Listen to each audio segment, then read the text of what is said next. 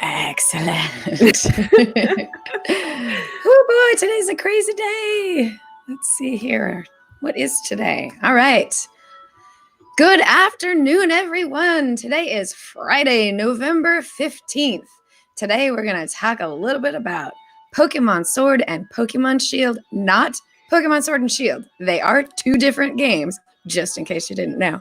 We're also going to talk about some Apple stuff, maybe a new MacBook Pro, because this is the iMore Show. Joining me today on the regular cast of characters is the star of anxiety-videos.com, Miss Georgia Dow. How are you doing, Georgia? I'm good. Excellent. Your children, are they doing anything special today? They're off today, and one of them is going to be wanting to watch the show to find out any information that he does not know that is Pokemon related. So he's a little bit excited, may run downstairs and bust into my podcast room. That'll be nice. He wants to hear the secrets. All right. Renee Ricci is also joining us of Vector fame. Have you seen any Pokemon wandering around in your tall grass? I have. Wait, that sounds weird. It did sound really weird. I have, but because I had Pokemon Go on earlier, I bought Pokemon Sword and Shield, but I haven't had a chance to open it yet because I'm here with you, Lori Gill.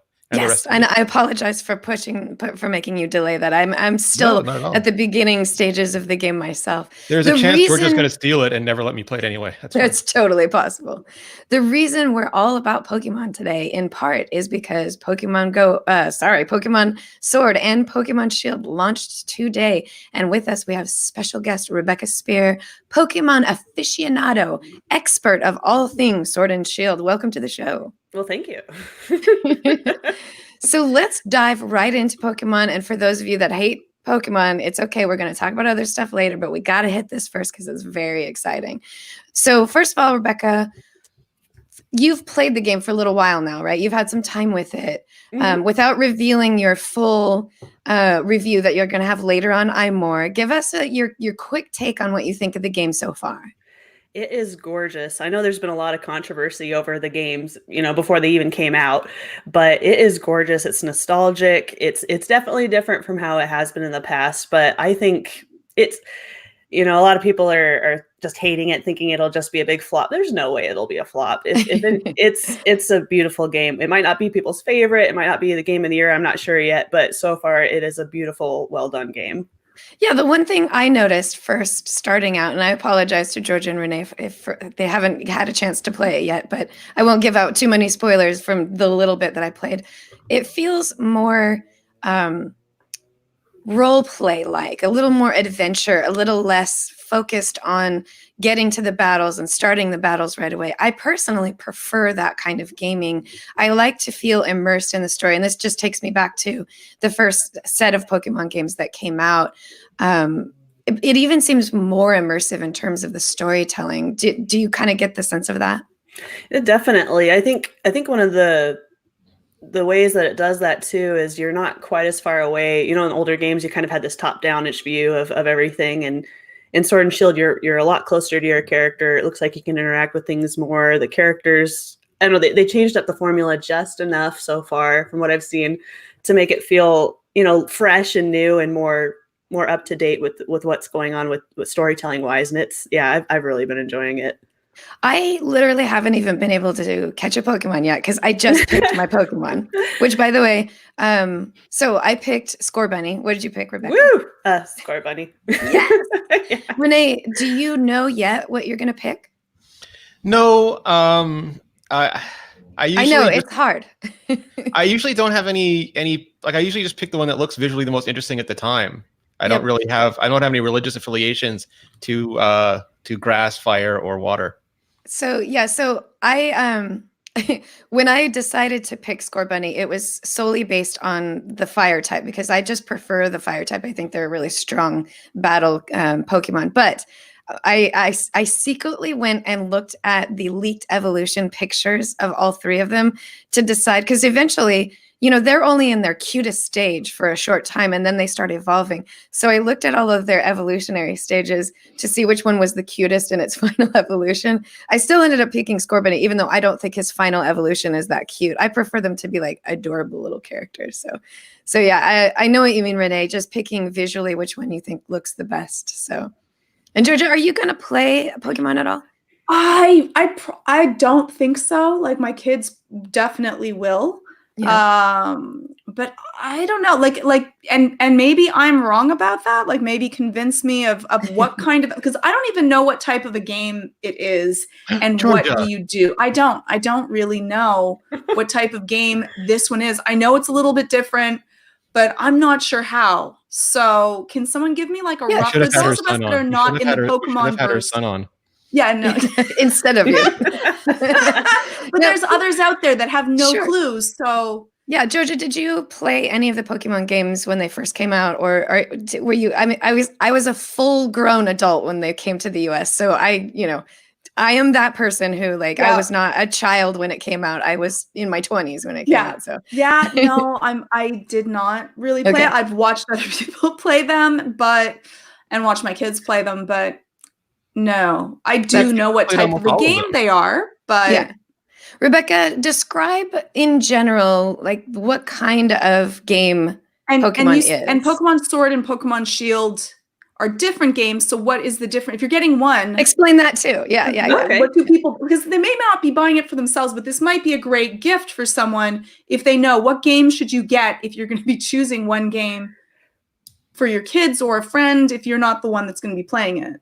That's a really good point. So Pokemon games in general are like simplified RPGs. So you run around with a group of different characters, different Pokemon, and they each go and battle people you come across or other Pokemon you come across, and this helps them gain experience points and level up.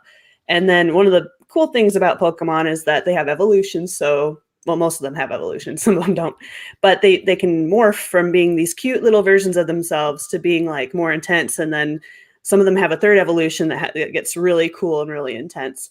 And basically, there's always two versions of a Pokemon generation that comes out, and that allows it so that there's like differences between which Pokemon show up in the different games. So you'll have exclusives for this really cool Pokemon over here. There's always a legendary Pokemon.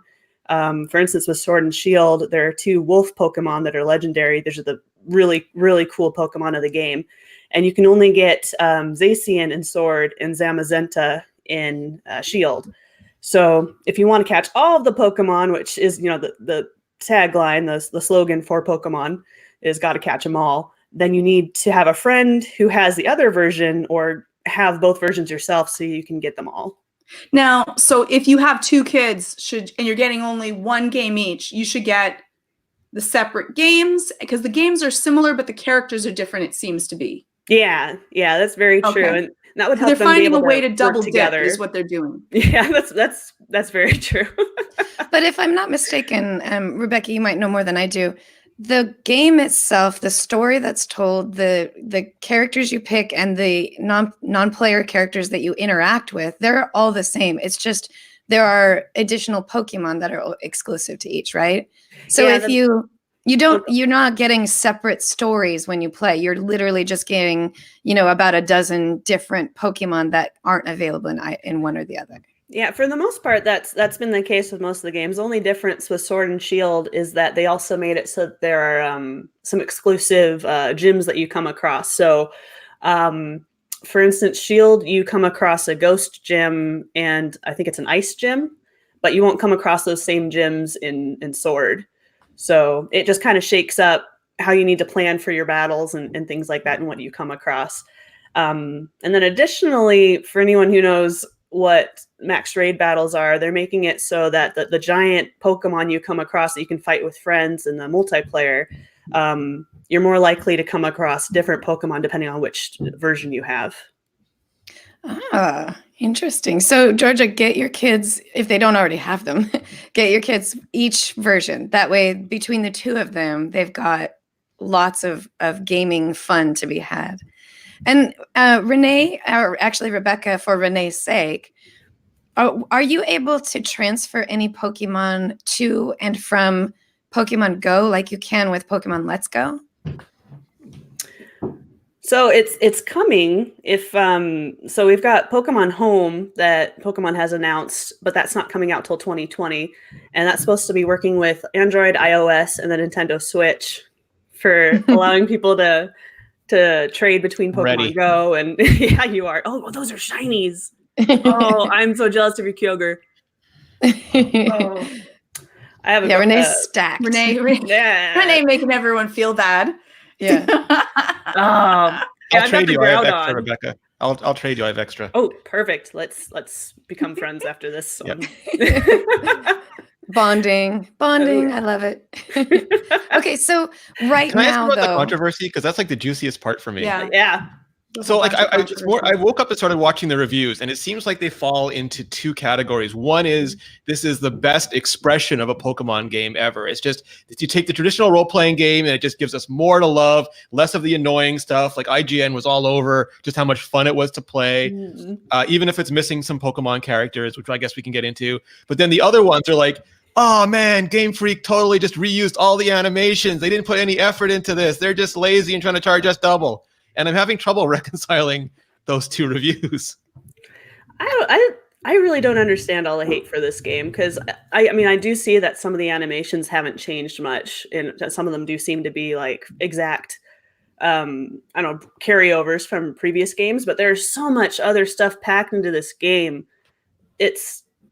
It's a brand new experience, and they've made things so much simpler. They've made it easier for competitive gaming. You can just have the way the menus work and everything. It's so much easier to use your items or to look up the stats of a Pokemon in battle. And the plot is so far has been new and interesting. And I don't know. I think the people that really hate it just need to calm down. Is really what it is. So it sounds like, if I can make the analogy, it's like when Star Wars The Force Awakens came out, there were the camp of people who absolutely loved the movie because it was very nostalgic for A New Hope, and then there was the group of people who hated it because it was too much like A New Hope. So it sounds like that's kind of the problem. And reused Grand Moff Tarkin. Yeah. So I guess that's kind of the thing, is like you've got the people who want to move forward and have a completely new experience while also hating things that change. And then you've got the people like an iPhone review. Yeah. And then you've got the people don't change who it, just but want don't keep it everything the to stay same. Yeah. Yeah, and it's an impossible standard. And I don't know, Pokemon has this magical ability to be so personable for everyone, because you get to choose your party and it's different for everyone, and everyone has their favorite. Like there's been polls showing that every Pokemon is someone's favorite somewhere. It's not just the starters or anything like that. Can I out your kids, Georgia? Yeah. So Georgia's eldest loves Mr. Mime, loves him, and her youngest loves Wooper. Those are their absolute favorite Pokemon. That's so cute. Yeah. We have the stuffies, and they have their own lives and stuff that they do and carry. Like, it's absolutely brilliantly wonderful. Oh, that is so cute. Yeah.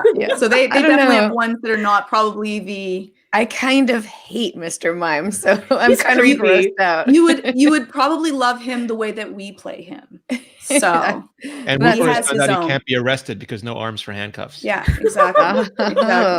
So they got reasons for it. There's reasons for them. They're very kind of cute, and that's the nice part, I think, about like that you can personalize it. I heard also that another one of the controversies was that the story mode is kind of fast to finish, and people are saying that the price is too much for the amount of playtime in the story mode. Is that just bloatware, or is that true? I haven't finished the game yet myself, but I have been seeing people say that it only took 12 to 16 hours to finish the game. Okay. So that does seem pretty short. I guess the big thing though with Pokemon though is there's so much replay value, because there's so many Pokemon to catch. There's so much trading you need to do. There's the max raid battles to get everything, So I've got mixed feelings about it. I think once I get further, I'll have a better opinion of it, but it does seem pretty short from what I've heard. Yeah, I would argue that the reason, like it being too short, is really, that's kind of your it's your fault in a way. I mean, I get, there's like this story that goes through, but you could spend so much time collecting Pokemon and training them up and things like that, replaying areas and kind of gaining more experience. You could probably drag it out longer, looking for shinies. Like all of the non-storyline part of it can keep you immersed in the game longer. I think all of the Pokemon games kind of have that, where if you are like hyper focused on just getting through the story doesn't take long. It's all the other things that are going along with it, all of the adventures that you're doing, catching them all, for example. Again, I have not even caught a single Pokemon in this game, but I'm assuming if the battle is anything like Pokemon Let's Go, is there a way where if you catch the same Pokemon over and over again, there's more of a chance to reveal something like a shiny in the walk? So that's if you're not catching 17 Squirtles to get that shiny, then you've gone too far. You've gone too fast. You've done the game too fast. So I'm thinking there's like, just like you're saying, Rebecca, you're gaming it wrong. Yeah. I think Rebecca, just like you're saying, the replay value. So even once you get through that story, then there's that opportunity to collect all of the additional things that you didn't get the first time through. Yeah, definitely. I don't know. It's a gorgeous game. The visuals are amazing, and I think I'm going to be spending a lot of time on it. So, the other huge controversy that popped up, thanks Polygon for being the creature of my nightmares, is that they're talking about like eating Pokemon and quasi Pokemon indentured service, because apparently there's a thing in the game where you can make Slowpoke curry. It does say that Slowpoke naturally shed their tails and regrow them in the wild. People still don't like the idea of you feasting on psychic reptile amphibian flesh. We're all eating creatures. So, if you want to eat, what about all the fish Pokemon out there? What about all the water type Pokemon out there? Like, well, I'm not going to spoil The Mandalorian for anybody who hasn't seen it yet, but they're eating some outlandish characters in that. Can I just say one little thing about the Disney Plus? Because I was the anti-Disney Plus person. Can I jump in and just say something? Yep, we're definitely going to talk more about it, but jump in right now. No, okay, I'll wait. I'll wait because we have some time to talk about that too. Yeah, Rebecca, do you have any other special favorite things that you want us to know about, like that it might make somebody buy the game that was kind of interested, but they are still on the fence about whether or not they want to get one of the games? Well, I think it's just really fun. There's Galarian forms now of Pokemon that we already know. Yes. And I think it puts a fun twist on it. Like seeing that rainbow-maned Galarian Ponyta or Rapidash is so fun. I think if you have in any way had a connection with Pokemon games in the past and want to see a fun new take on some of them. Is it Coughing or Wheezing that has little Charles Dickinson now chimney hats? Yeah, little 18th Victorian age mustaches. So good. Yeah. Oh, that's so cute. Renee, you're going to have to get those into Pokemon Go then too. There's a rumor. So Pokemon Go has this habit of putting things in early. Like they put the Alolan forms in, which are Gen 7. They put them in last year or early this year. I'm losing track of the years. And there's a rumor they're going to be putting the Galarian forms in early. And I would love that. Yeah, I'll be all over that. Yep. All right. Well, Rebecca, we are going to move on from Pokemon Sword and Pokemon Shield, and it was wonderful to have you on the show to talk about your expertise about the game.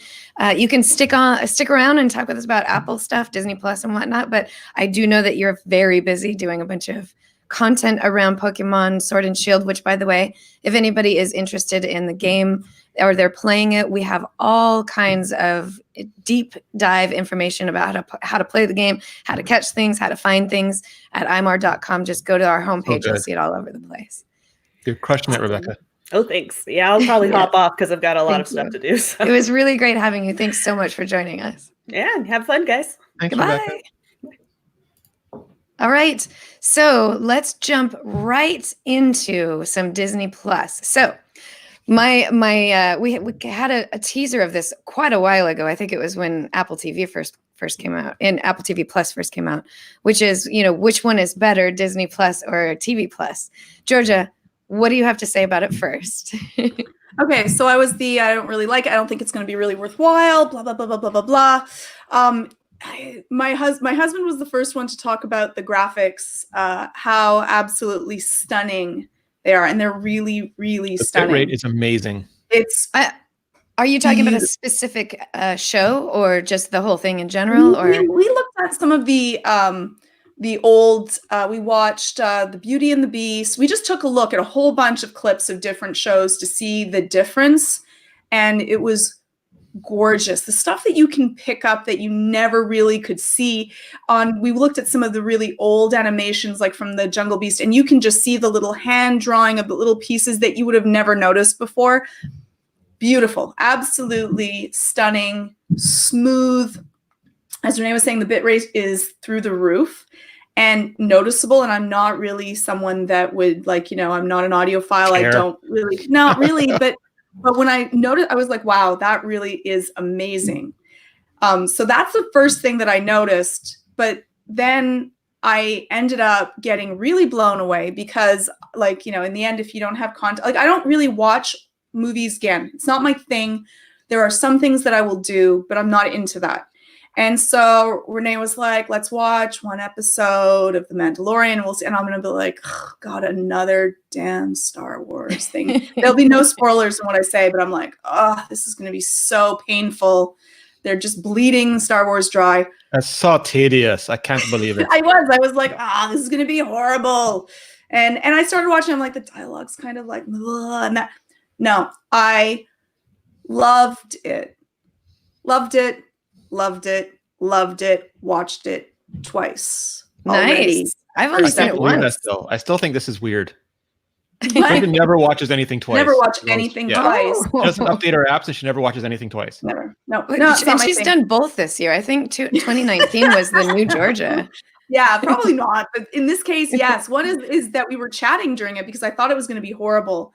And then I won't say any names, but one of my favorite characters was there. And I went, oh, and then that was it. And then I had to then catch all the little pieces because now I'm invested. Yeah. And I loved it. A lot of fun. This is not it's not like Game of Thrones, but it is really fun, enjoyable, consumable, and I loved it. So I watched it again to pick up all the little tiny bits that I hadn't gotten beforehand, and very excited. The second one is out today. So yeah, we can catch up on the next one. Renee, I think you might be on your own here in defense of TV Plus. I'm not defending TV Plus. My opinion hasn't changed. So I've watched Disney Plus now. I've watched a lot of stuff. Like the minute it became available, I watched the original Star Wars in glorious 4K HDR. Yes, George Lucas had to, what did they say, break in and screw with the movie even one more time. Put his mark on it. Put it up. That man has to be put down. But it was gorgeous. I watched a bunch of the Marvel stuff because that has not been available in 4K HDR, easily available before. And Endgame looks so much better. This stuff is so visually phenomenal. The old cartoons look great. I even watched some Darkwing Duck episodes, which yes. I think need that warning about how older content might exist in a time when they dealt with genders and cultures not as sensitively as they do today, because a lot of that stuff doesn't age well. No. But it's there. The amount of content is, and the bit rate, it looks so much better than Netflix, so much better than the other streaming services. I will say I think Apple TV looks as good. I think their bit rate and their visual quality is every bit as good. In terms of original programming, Georgia, I only showed her a little bit of C yesterday, but she hasn't managed to get all the way through it yet. I was interested though. I liked the bit that I did see. Yeah, Jason Momoa. Yeah. No, that was not a Jason Momoa thing. It was the CC pun thing. So the last thing I'll say to it is, that I think my thing was in terms of original content, none of them came out with a ton of original content right away. In Disney Plus's case, it doesn't matter because the catalog is so enormous. If you're like Georgia and you hate rewatching things, that might have a different value, but I watch stuff 100 times. So for me, it's amazing. And Apple TV Plus just doesn't have that. But I think they have an equal amount of original content. It looks phenomenal, and many, many people can get it for free. So, just get both. Yeah, definitely. If you bought an eligible device from Apple after September 10th, you've got a year to get into the shows for sure. Yeah, I'm gonna it for a month, Lori. Do you think that people should just wait till like the episodes are all done and then try it? Yeah, if they didn't buy a new device that qualifies for that year subscription, I would definitely suggest waiting a while to get a better feel. We're at these shows all have 4 episodes out. Yeah. And I think they come out weekly. So I would say maybe, at the end of December or early January is when would be a good time to see. You would more likely get the entire season of these shows so that you can binge them for the month that you've got them and decide then if it's something you think that you want to keep going with. Does that seem about right, Renee? Because they're coming out weekly, right? And I think you only get a free week, so I would wait till. Oh, it's only a week, right? Oh, so you have to really. You would want to wait. Get them for the holiday weekend and binge. And then see if you like it. But if they continue with quality content, which again, I've only seen one show, but it was quality content, then that's a different story. But it's only a week free. So, yeah. Yeah, that's true. Yeah, you have to take a staycation and you have to just ask for your TV Plus time off from work. And I will say that if you like the Disney thing too, there are some people I love almost every brand. I've said this before. Disney owns 80% of my childhood, so I love Disney. I love Marvel. I love Star Wars.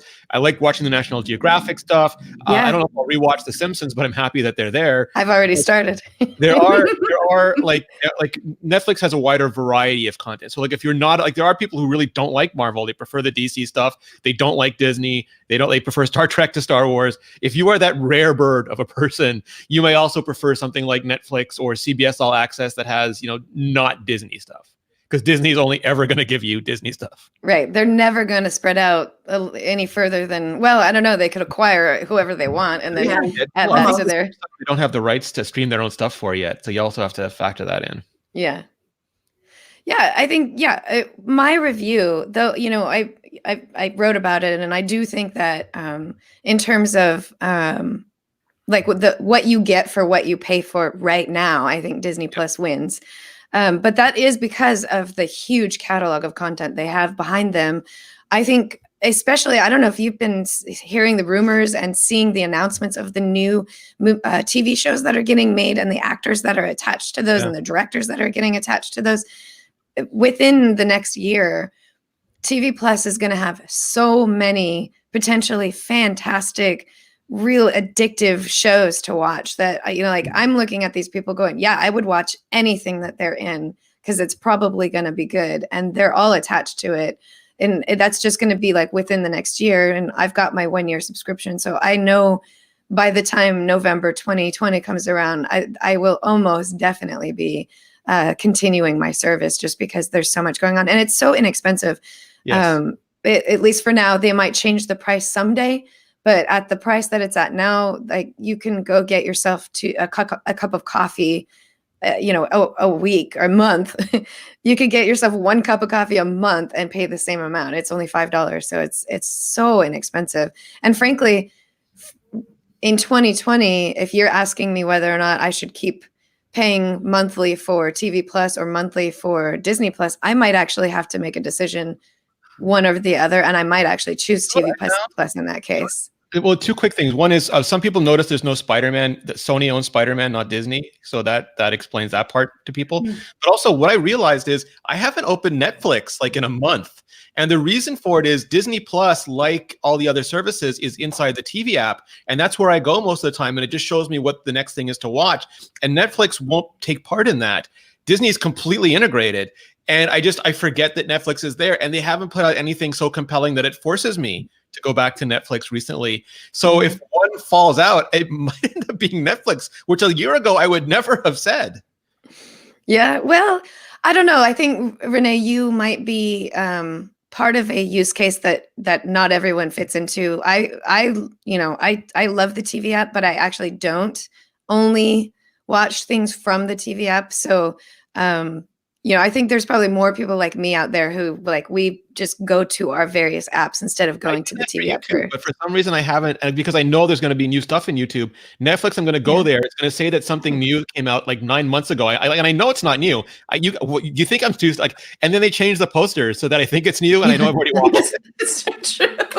Yeah, and it's just or it'll say like a TV show. That's the one that gets me the most in Netflix is when it adds a TV show to the new releases section, and you're like, oh, there's a new Sabrina the Teenage Witch. Yes. What? And then you click on it and like, oh, this So isn't new. This is old. That's so frustrating. Oh, there's a Lando Calrissian show. Oh no, you just changed the poster for the Han Solo show. Okay. Yeah. Wait a minute.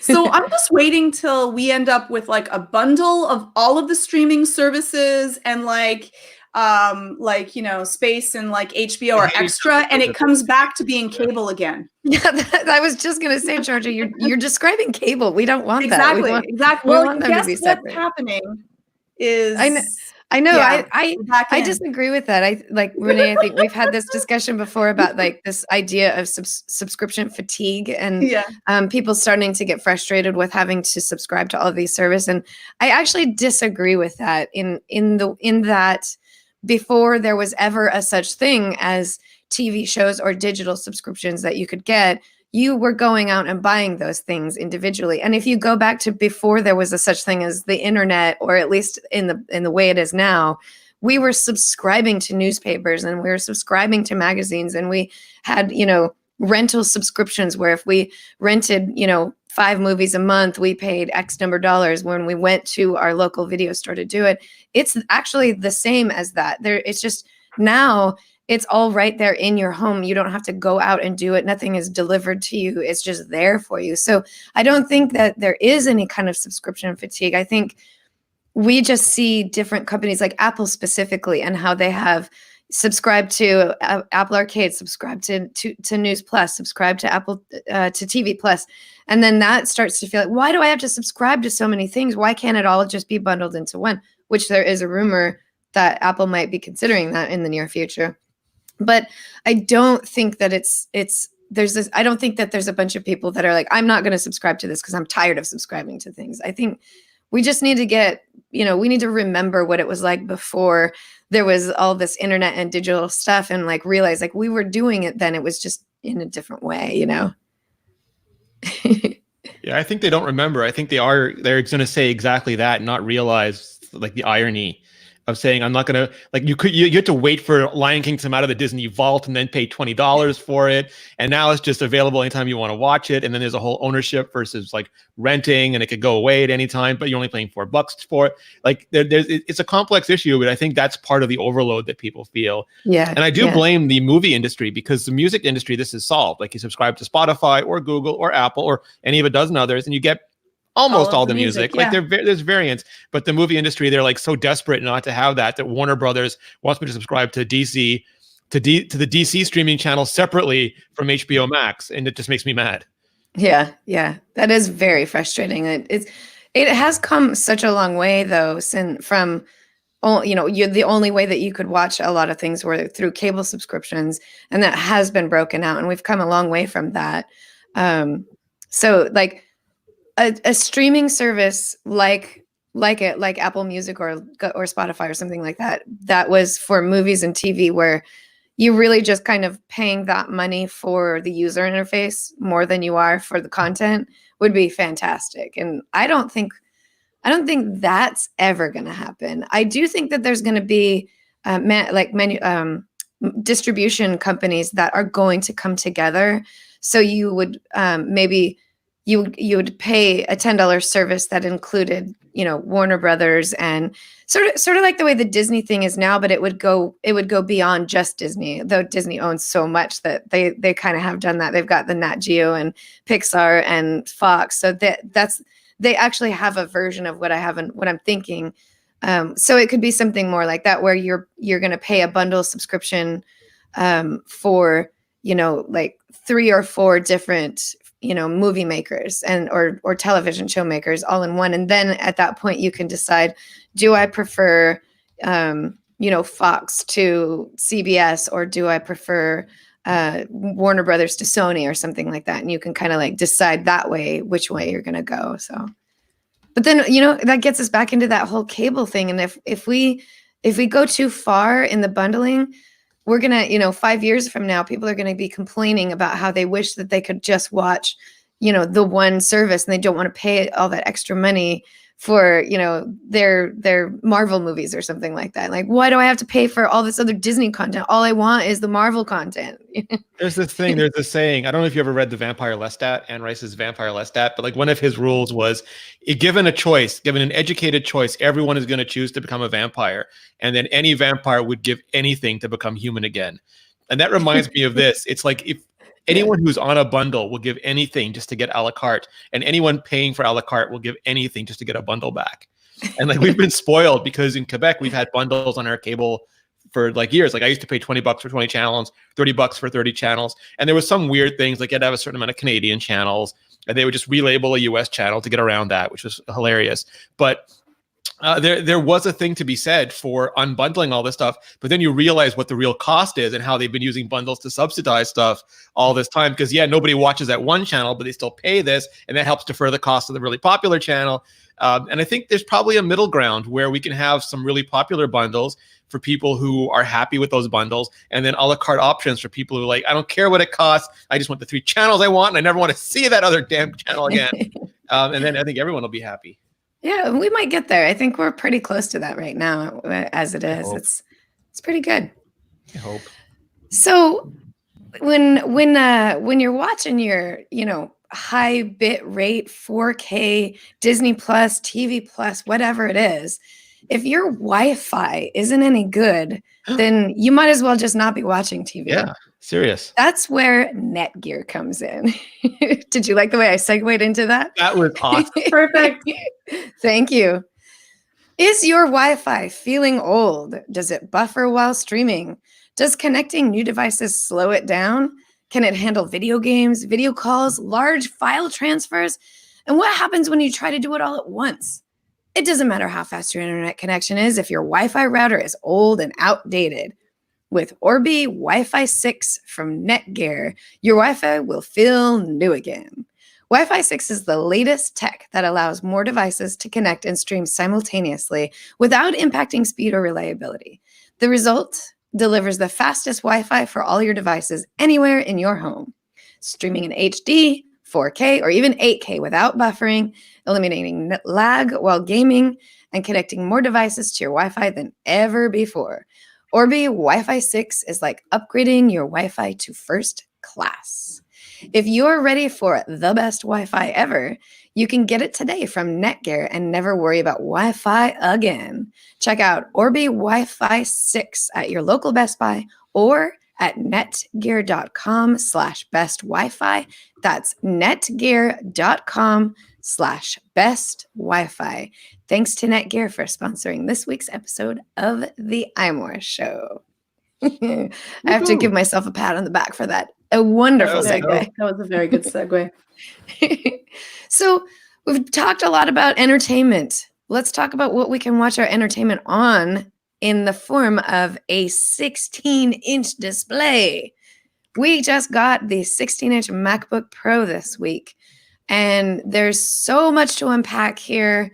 Renee, you've actually... Do you want to see the keyboard? Yes, I do. Hold on. I got to hold it up for you. I got to figure out the camera angle. Oh, come on. Help me out here. All right, let's go. Let's look at this. Not me. Look at this giant keyboard. Look at that thing. Inverted T arrow keys. Yes. Look at that. Look at that, baby. That's Look at that.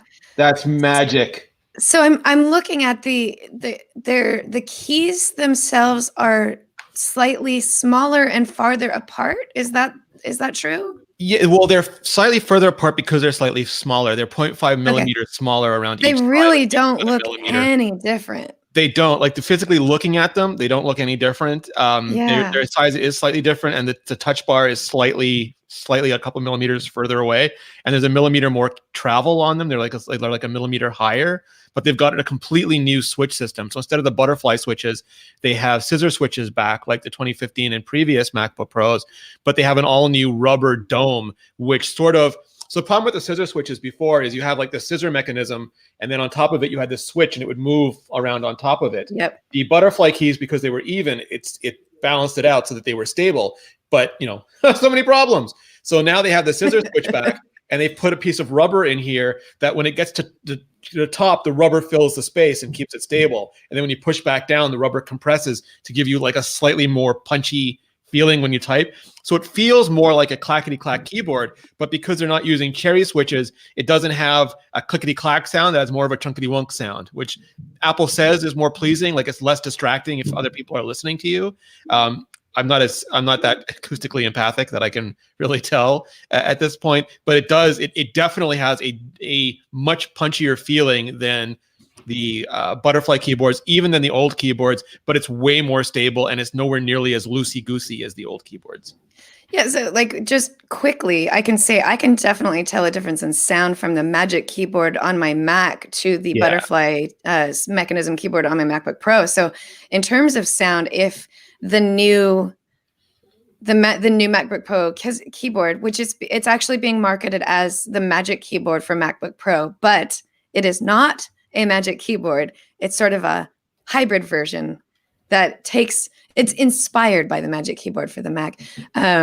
So I love the idea of a Magic Keyboard that's not as loud and not as sort of wobbly. I'm like you, Renee. I'm sort of keyboard agnostic. I'm not bothered by it, but I do like the idea of something more like that. And Georgia, you are very much a hater of the butterfly keyboard, to the point where you never even bought a MacBook that had a butterfly mechanism, right? I have the MacBook. I have the old. You did one. I have one, the pretty one. MacBook. It's just beautiful, but every time I use it, there's a slight amount of hate in me. So it keeps it alive. The feelings are fresh still. Right. And so what did you hate about the butterfly mechanism? And let's not talk about the actual issues that have come up from it, because that's not even, we've talked that to death. So we're not talking about, things that break, but just literally what you... Yeah, I hated it before any of the problems come up. Exactly. Yeah. I was the, first hater. I didn't like the depression rate. It didn't depress very far, so you didn't get that feedback of I'd pressed a key. They pressed very lightly also, which I found was too light. So if you really I didn't get any nice feedback to it. The edges, mushy. Pardon me? Like mushy. They didn't have enough squish value. I don't know if that's a word.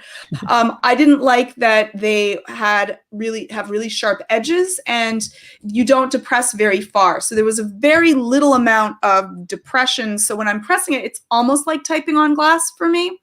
And the edges are sharp. And so those were my main pieces of when I would go to use my son's our old MacBook that my son now uses.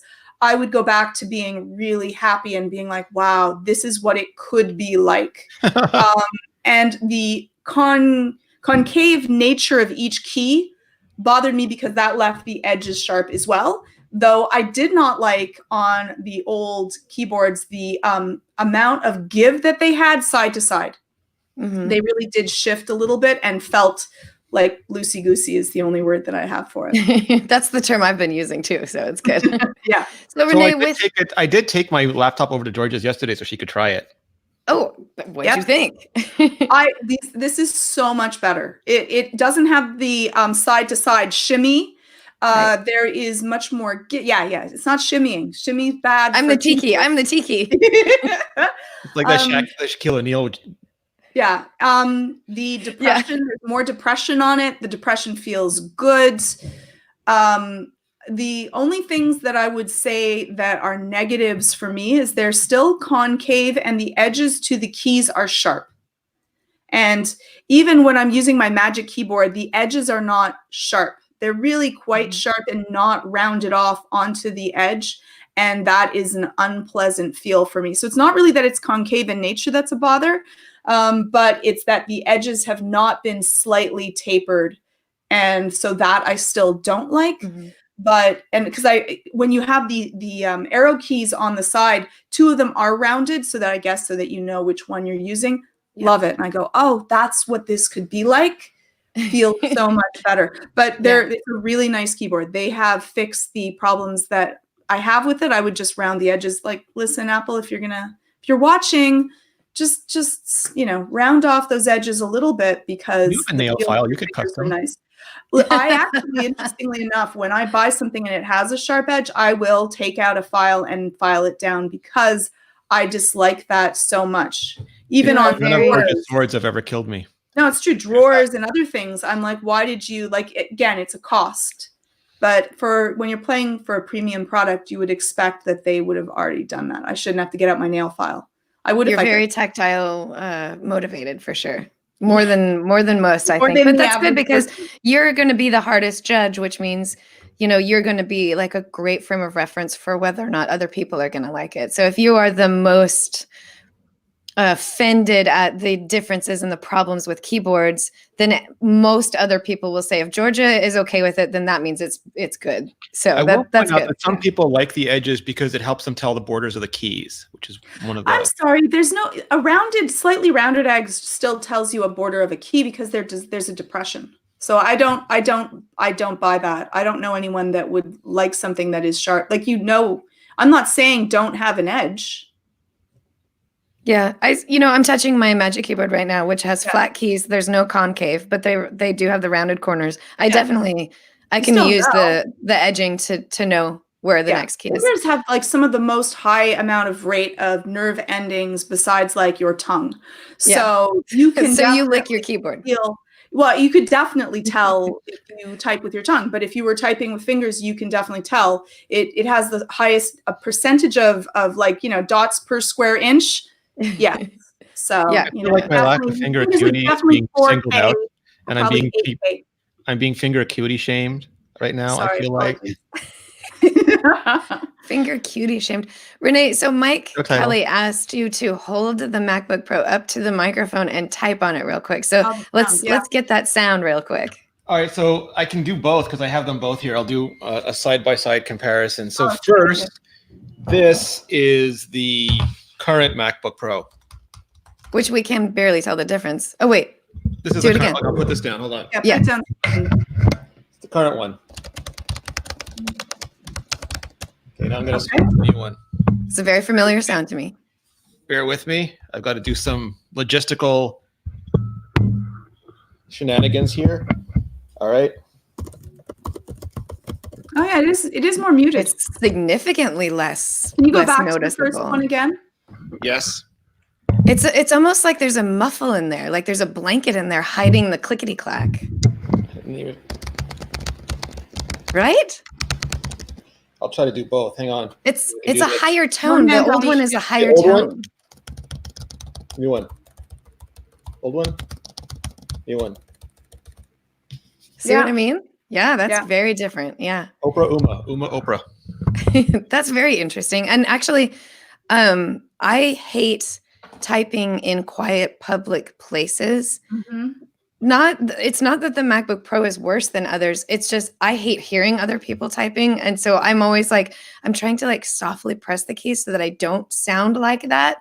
And I like the idea that I can just kind of let loose and be as free as I want with my typing, and it won't be all loud and for other people. I'd be honest, I just assumed you typed like a musician. So if I was just listening to you type, it would sound like the drum riff from Sweet Child of Mine or something. I don't type like that. Okay. It's good. I actually really like that. So with all of that in mind, Georgia, do you think that you are interested in getting the 16-inch? Oh, really quick, let's talk about all of the other things that come along with it besides just the keyboard, Renee. The display size is obviously, is it a half an inch larger? Because the old one was 15.4 and this one is 16. Is it more than a half an inch larger? No, this one is exactly 16. So it's just a little bit above half an inch bigger. But the resolution is much better because they made the pixels smaller. So you are getting more points more points per inch. So it's got quality-wise, it's got a better screen. It's a slight bit larger and it stays within the same size as the 15-inch MacBook Pro, more or less. Yeah, it's like it's like a 0.7 millimeters thicker, which has a bigger battery. We can talk about that in a minute. It's slightly taller and it's a third of a pound heavier. That's the biggest difference because it's got a 100 watt battery in it, which is the largest you're allowed by law to carry on an airplane. And there's been like 98 and 99. This is the first 100 battery, and it gives it an extra hour of like web surfing time, which to me is like 10 minutes of Final Cut Pro time, but I'll take it. Any little bit helps. So it gives you approximately 11 hours of use before it needs to be recharged, right? How have you felt like that? How is that kind of that claim worked for you in general? Obviously, everybody's going to have like different battery, limits when it crashes because of what programs they're using, or not crashes, but when it runs out. But do you think that seems about right? Like that, it seems like you get a little bit better battery than you used to. Yeah, it's hard to tell because I've mostly been using it for Final Cut, and like with Final Cut, I don't get 8 hours on the other one. I get closer to 2.5 hours because it's literally firing everything on the computer all the time as much as possible. And on this, I got maybe 10 minutes more. But I think the whole thing is just we gave you a big battery. Shut up, nerds. It's like make it a unit, and they were like, okay. There's something to be said for the FAA regulations, which actually I didn't know until the MacBook Pro, the 16-inch MacBook Pro came out, that has something to do with why laptops don't have larger batteries on them. If I bought a computer that had a battery that I couldn't take on a plane, I would be so angry that the manufacturer did that to me, that they put in a battery I couldn't take with me, because the point of a laptop is to be able to take it with you. So Apple literally made a battery that is as much as you can possibly make it and still take it on a plane. So you can't get a better battery than that, right? Like that's it. That's as top of the line as you can get. You have to lobby the FAA at this point if you want to change it. Yeah. Which, I mean, at that point we're getting into danger zones of like, do we really need to have larger batteries that are possibly dangerous? So well, it's also I think that most people don't know like they would only find out when you're entering, like most people wouldn't know that their battery wouldn't be supported, and they can't fly with what they need to fly with. Most people that are flying for business or for pleasure need to have their laptop with them. Mm-hmm. So think about the backlash, the heartache that a whole bunch of people would go through. Really horrible. Yeah. I would be so heartbroken if they just said, your battery is too big. You can't take this at all. You have to, leave it behind. And then what do you do? Your battery, or you're going to have to check it and ship it to you. Yeah, exactly.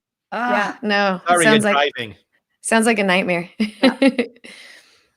So what else, Renee? There's a couple of guts upgrades that come along with it too. They're gonna blow your hair back. So I did not expect this. Yeah. This was the one thing. Like I was fairly confident I knew what the laptop would be, so much so that I pre-recorded a bunch of stuff so that I'd have it ready, and I had headings and stuff up. I had to add a new heading for audio because they put and I played them for Georgia too, so she can tell me if I'm full of it or not.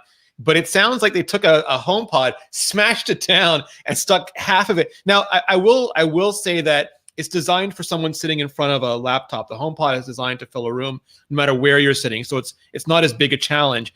But they've got back-to-back drivers. They've got reverse woofer so that it doesn't shake while it's going 2 levels deeper in bass. Sorry, and I just put on Star Wars, and I was sitting there like that kid watching MTV. I was super impressed. Wow. So it's amazing. It was really shockingly amazing when we used to complain on the iMore show about how the sound, like I can't actually use my laptop to listen. Can you say what you said back then, like the iPod company? Yeah, the company that has like iTunes. I can't play any of my tunes on any of their products because you can't hear it. Doesn't make much sense. Like if you're going to make iTunes and you're going to have Apple Music, maybe you should be able to play music. Perhaps. But the sound on this blows you away. It really does. The little air intake on the sides, the sound comes out of that as well. And it feels like it's coming from all around you. You really feel it. And the bass you can feel on your lap. Like you can feel the little, it's really cool. Are there tiny little subwoofers in there? They're back to back too, so they don't shake. Yeah, they put them. It cancels out. They have a little demo where it cancels out, and they let us Pepsi challenge it. So they had top of the line Dell, top of the line Acer, the 2018 15-inch MacBook Pro and the 2016, and they would play stuff and switch. And the first, including like last year's MacBook Pro, sounded small and tinny, like a laptop. Yeah. And they put this on, and I really thought there was a HomePod hiding behind it. It filled the room. It was nuts. Yeah. Were you asking, like, do you have this like connected to some Bluetooth speaker somewhere that you're not telling us? Yeah, and Stephen Perry says, like, couldn't you boost? It's not louder. Like, it is louder, but it's not that it's louder. It's using so there is Dolby Atmos support, which is nuts. Oh, but Apple has their own version of Atmos for titles that aren't recorded in Atmos, where they 3D map spatial audio, and that's what it's doing. Like, it sounds like things are all around you, filling the room. So it's not that it's loud; it's that you hear things moving all around you. It just sounds awesome. Yeah, it really sounds surroundish. And it does have, like, it's louder. You can hear it as well. So don't think that this is now soft and still muted, but great sound. It's wonderful. Yeah. So then in that case, could you listen to or watch movies and TV shows on your 16-inch MacBook Pro in Dolby sound? Yeah, in full Dolby Atmos. That's like the person amazing. next to you might complain, but I mean, who cares? You're listening to Dolby Atmos. And the price didn't go up for this. No, I thought also that they were going to add the 16-inch MacBook. Like, you'd be able to still get the 15-inch at a discount maybe, and then for more money you'd be able to get the 16-inch because it's going to have a bigger screen. It's going to have better, more technology in it. But no, they totally murder death killed the 15-inch MacBook Pro, and then they replaced it with the 16-inch, starting at the same price.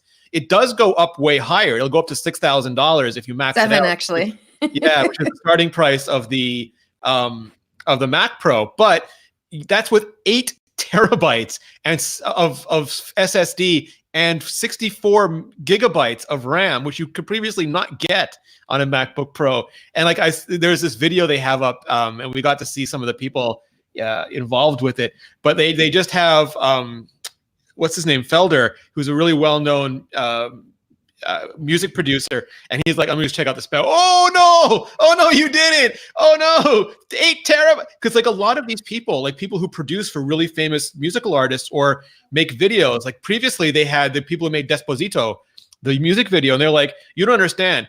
The stuff that people complain about, that's not our problem. Our problem is we get the artist on the line for like 2 minutes once every 3 days, and we've got to get all their feedback, and I can render out this video and show him why him flossing in front of a bunch of people looks really dumb on the video, and he'll say, yeah, that's true, cut it. And that's invaluable to me.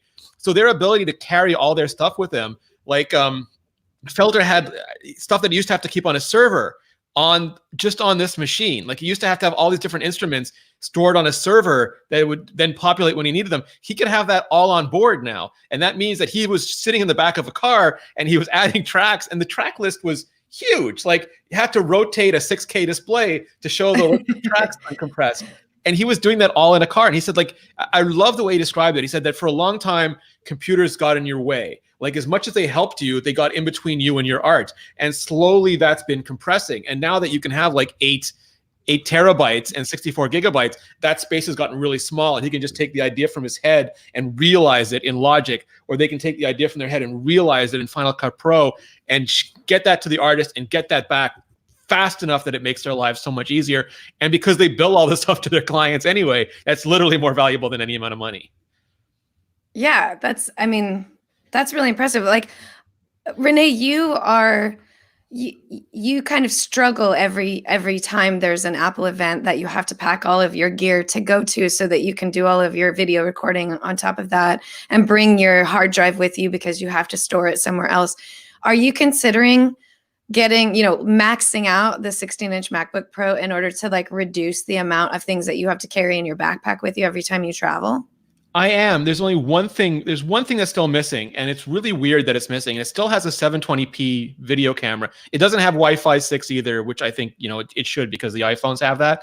But it has a 720p video camera, and I get that these lids are crazy thin, and they'd have to do something to make the lid thicker or add a bump. I'd be fine with a bump, by the way. I do not fear the bump. I would love to have really good 1080p. I'd love even more to have 4K. And, some of the people at Apple were like, well, why? And like, for the same reason as the mics, because they have these new 3 mic array, and it does not sound as good. I have 2 XLR mics here. You can see one. I have a Sennheiser. These are like $1,000 microphones, and they sound terrific. They're XLR. I need an interface for them. I have $1,000 interfaces for them because I care about people's ears that are listening to our shows. But in a pinch, you can now record, probably, and I did my video. If you watch my original review video, almost the entire thing was recorded on the MacBook Pro's microphones, and it sounds like a USB mic. It's not great. The range isn't great, but if it's an emergency, if it's in a pinch, if you don't have anything else, you can now use that. And I can't use this camera.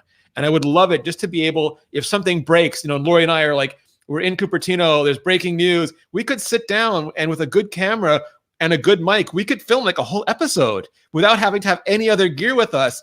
And we could do a podcast now, but we can't do a video. And I would love to be able to do a video as well, /end rant. Do you think that's coming? Do you think that the feedback that they're receiving, which by the way, I have to address the elephant in the room. My AirPod just popped out of my ear a little bit ago. And like, that's the first time that's ever happened. And it was very weird for me. I felt it sort of slip and then pop right out. So there's that. Mine does that if I talk a lot, which I'm doing now. Yeah, I was really surprised. I think it's because I'm laughing and smiling or something like that. I don't know. It was weird that it just happened. And mine are still, see, the old school, they're still in. Not comfortable, but they're still in. I could wear mine for 4.5 hours straight. Can yeah, that's not, no. So do you think, Renee, that there's a chance that we'll see that because they've received this feedback now? We're at the point where the pros are starting to look at this as a pro machine again. Do you think that's the next step, is that they're going to they're just going to go for it and put in a fancy camera so that people could potentially their entire recording studio is just on their MacBook Pro? I really hope so. I mean, like this crossed almost everything off my list. And if they would cross, that one more thing off the list, then this would literally, and for a lot of people, just be like your one-stop shop for emergency broadcasting. Mm-hmm. Anything else on your list that they haven't given yet? I mean, there's little things, and mostly they're retro. Like I would love to have the hooks back on the power supply so I could just wrap it up. I don't really miss MagSafe. I prefer the ability to record to plug into both sides, and having MagSafe on both sides is inefficient. But just like little things, like being able to wrap the niceties, the little luxuries that we used to take for granted on the Mac, that just made everything so much more delightful. Yeah, I actually forgot that you could wrap the cord on that old Mac plug. You just brought that up, and it brought back a memory for me. Oh, that's right, you can do that. I forgot. It was so nice. And I would love Face ID on the Mac. I understand that module is still too thick to fit inside the display, but and there's an argument to be made that Apple Watch is faster because by the time you've opened it, it's already unlocked. But not everybody has an Apple Watch, so Face ID would still be nice. Yeah, that's true. And a better camera could go hand in hand with Face ID. So if it comes in the future, then that's great. Yeah, exactly. So then now I'm going to ask that question again, Georgia. With all of that information in mind, do you think that you're going to get yourself the 16-inch MacBook Pro? Does this seem like a buy for you right now? Are you still in love with your 3-year-old, almost 4-year-old MacBook? So for me, the keyboard. Right, other than the keyboard. For me, and like the MacBook, it's beautiful, but not as that useful. Still beautiful though.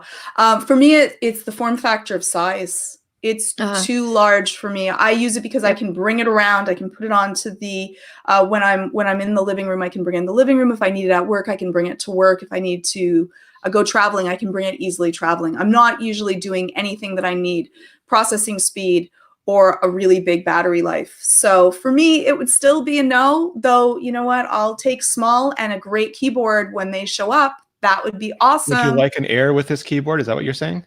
That is, if anyone's listening, that would be lovely. And with the amazing sound, can we put that in it as well? Would that be too small? Can I have the sound? My guess is, and it's just a guess, is that early next year, and by early I mean between March and June, we'll see a MacBook Air refresh with, I'm losing track of all the goddamn lakes that Intel's calling. Yeah. Cobalt Lake, I don't remember. Cascade Lake. I can't anymore. Please stop. But 10th generation Intel chips and the new keyboard, the new Magic Keyboard in both the MacBook Air and the 13-inch. And I know some people are all, why did they update the 13? Apple has not often updated them at the same time. It's more rare. Like they've had whole events, like, and now the new 13-inch MacBook Pro, because the other one, like that's not common for them. And I guess I get that people want it, but their teams are still limited size, and they do like one thing, like Charles Emerson Winchester, one computer at a time, and then they move on. Yeah. But I think that between March and June, we'll see those. Yeah, and if I could have it in rose gold, I would not. I know it won't. That's not going to happen, but that would be a sadness. The Air is still in coppery gold, though. It's the color of your watch. Which is close enough for me. I'll be honest, that's close enough. And Stephen Perry's talking about probably all the next refreshes will have the new keyboard because of probably mostly it's because the keys sometimes just die off, which no one likes. Yeah, but nobody likes make people happy. No one. I'm gonna put my little my cards on the table with this. I'm gonna say, and people are gonna hate on me for this, I don't think Apple is going to put the Magic Keyboard in anything but a MacBook Pro. I'm just gonna say that now. That might be true, and it scares me. Oh, that is that actually made me shriek. Well, here's my argument for why. They clearly listened to the pros when they did what they did with the MacBook Pro and the Magic Keyboard, right? They heard the cries, and they decided, okay, we're going to give them what they want. We're going to do this. We're going to, go back to the inverted T. We're going to make the keyboards type lighter. We're, all of these other things that they decided for the pros, right? There are still many thousands of people who have zero problem with the butterfly mechanism, and some who prefer it. So I'm thinking the MacBook Air is going to just keep the butterfly mechanism as long as they've solved the problem, which I think they have. Like, think about how many people in the 3rd generation keyboard have complained that they have their broken key issue or double stroke issues. I haven't really heard that. Have either of you? I've heard it from the 2nd gen keyboard, but not the 3rd gen keyboard. So here's my thing with this, and I think you might be right, because Phil Schiller, he did a good interview with Jonathan Morrison. You can see it at the TLD Today YouTube channel, and he said that they're continuing to advance the butterfly keyboard, that they're not giving up on it. They're continuing to make it better, and so there's a whole story behind this, and people on Twitter are getting it all wrong, and we have to do a rant about it at some point. But like with the trackpad, like the trackpad is better. There was some pushback, and it got better. Pushback on the keyboard, and it was warranted. But here's the thing for me: even if they fix it 100%, it's still divisive. And Apple is the only one who makes MacBooks. If there were a bunch of MacBook vendors, like there are Windows vendors, it wouldn't matter if one company fell in love with butterfly keyboards, because if you hated them, you could just buy it from another, like the Lenovo version or the HP version, and you'd be like, fine. But they don't. So like, if there's a new MacBook Air coming out, Georgia wants an Air, that's the only Air she can get. And nobody really hated the old keyboards. Like, some people like the new. I like the butterfly keyboards, the feeling of them way better. Georgia doesn't, but I do, and that's the problem. Nobody hates the Magic Keyboard. I don't know the number, but a significant amount of people just hate the butterfly keyboards, even if they work perfectly. And for me, it's untenable to have a single vendor company make a product that not everyone at least likes, if not loves. Yeah, I agree with you so much on this, Renee. I had written my little editorial about the differences of the two keyboard and how people are complaining about both. And here's the thing. If you make a keyboard that nobody cares about, you are doing it right. Yes. If nobody cares about what the keyboard feels There's like. There's no articles about that keyboard.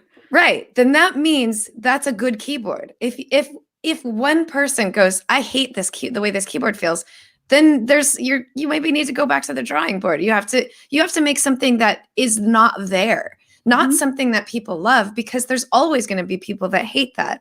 And when it comes to the keyboard, it's got to be something that people just don't even notice. And that's where the butterfly mechanism is a problem, is that, just like you're saying, Renee, there are going to be a certain percentage of the population, no matter how reliable it is, that just hate the way it feels. And that means it's the wrong keyboard. It needs to be scrapped. And maybe they make something that uses the butterfly mechanism, but change a lot about it, and then they change the name of it so that they could just like say goodbye to the butterfly mechanism, and then keyboards go back on the Mac, just go back to being keyboards on the Mac, and it's not a thing. It's not a noticeable thing. I think there's danger in like marketing and promoting your keyboard, because that brings out this element of, oh, I hate this keyboard. And then that puts a lot of people in a position of, I can't buy this MacBook because it's the only keyboard on this MacBook.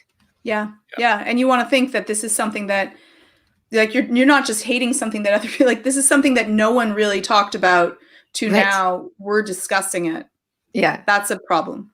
Yeah. Before the butterfly mechanism of the MacBook keyboard, nobody talked about the MacBook keyboard. Or that was good. Apple has the best keyboards, like the way you say Apple has the best trackpads. People still say Apple has the best trackpads. For years, they have not been able to say Apple has the best keyboards. Yeah.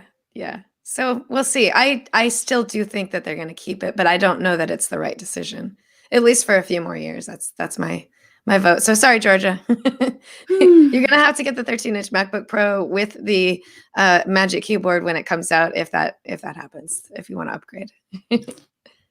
That's what I'm waiting for too, though. I know. I want the 15-inch, or I want the 13-inch MacBook Pro with the new keyboard, because I, like you, Georgia, prefer that size. I can't imagine myself walking around with a 16-inch or 15-inch chassis, but 16-inch MacBook Pro. That to me just seems 2 inches too big. That's too much bulk. So I'm holding out. So far, my MacBook Pro that got the coffee spilled all over it has not seen any signs of damage. So fingers crossed, it's all good, and it's just a little sticky, but it'll keep working forever. Maybe it needed coffee. Maybe it was like really tired. Yeah, it needed to get a little juiced up. I've spilt upon my MacBook now twice water on it, and panicked. Yes, panicked. Turned it off, air dried it, put it in a bag with rice. I did it all. Oh wow, I didn't even do the rice thing. I spilled water on the 2016 review unit as I was reviewing it, but luckily the water hit right in between the keyboard and trackpad and didn't go any further. So and it splashed, and it didn't get close to the trackpad, didn't get close, and I just wiped it off the paper towel real quick. Mine survived too. It survived. It's still working, but I was very panic stricken. That's the next thing that Apple needs to work on is water resistant laptops. Yeah. We need that. That is the most terrifying thing when you see that liquid splash onto your, enough of it. Little dribbles are no big deal, but I spilled a decent amount on it. And I thought my world has just ended, because it's not covered by Apple Care. And if it can be fixed at all, it's usually a very expensive fix. And so it's, everything. And most people, their lives are there, right? Yeah. That's how it felt. That's the first time I've ever spilt anything on a computer, and I just slowly watered. No. Do you think that just because they do such a good job now with making the phones really water resistant, that this would not be a big undertaking, even with great speakers? Or do you think that we're still years away? A year? I don't know that it's ever going to happen, and here's why. All of the motherboard and everything, it's under that keyboard. So how are you going to have that great experience with the keyboard and protect everything that's under it? I don't know how that's even possible. That it's got to all be open and have its moving parts under there. I don't think there's a way to make it water resistant. I don't know. Yeah. All right. Well, we are minutes past our normal 1 hour time slot. Thanks for sticking with us a little bit longer. We are at the end of the show now. It's been a wonderful chat. I'm so glad that we got to have Rebecca Spear on with us. If you want to learn more about Pokemon Sword and Pokemon Shield, hop on over to iMore. Check out all of our Pokemon coverage, including how Pokemon Go is going to change and evolve over time with Pokemon Sword and Shield, hopefully. Everything you want to know about that. And Renee Ricci on Twitter, Lori Gill. I'm trying to find Rebecca on Twitter. R Spear. Found it. Thank you. Awesome. On Twitter. So that's at RR Spear on Twitter. You can follow her. She's talking about all of the things she loves about Pokemon. She's actually really into gaming too. It's not just Pokemon. She has lots of fantastic insight about all kinds of gaming Switch coverage for iMore. Super smart. Yeah, she's amazing. And Renee Ricci, if people want to find you on the internet, where can they find you? At Renee Ricci, no underscore. And you can also go to imore.com/vector or to youtube.com/vector for the moving pictures. Are we getting a little bit of Micah hate coming from you over there? You better watch out. No, that's the Micah joke for Georgia. I was stealing with it. Micah's usually the one that trashes my poor underscore. It's so sad. Yeah, you channeled the Micah hate there. Yep. Georgia _Dow. If people want to find you on the internet, where can they find you? Still on Twitter at Georgia_Dow. And if you're dealing with anxiety and depression, you can check out anxiety-videos.com. Excellent. And if you want to get in touch with me, you can find me on Twitter at Appaholic, APPAHOLIK. You can also find me at Lori Gill at most of the other social things. And of course, writing everything I can at iMore.com. Thanks to all of our listeners for listening in every week. Thanks to all of the people that show up on our live video chat on Fridays at 10 a.m. Pacific time, 1 p.m. Eastern time. We always tweet it out with a link to where to see us, but you can go to our YouTube channel, youtube.com/iMore show. I hope I got that right. And subscribe to us and get that notification for when we go live. We love to have you here chatting with us. Thanks to all of you that joined in and chatted. And we appreciate that you sat through the Pokemon stuff if you weren't interested in it, because we love to talk about Pokemon. That's just the way we are. Sorry. And Disney. And Disney and Apple, of course. So Big thanks nerd again. love. And thanks to Jim Mentendorf for all of the wonderful work that you do to make us sound like golden geese. Make us sound like golden harps. That sounds nicer. It sounds nice, yeah.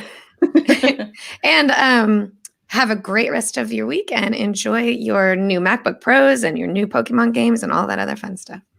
Woohoo. This has been the iMore Show. Goodbye.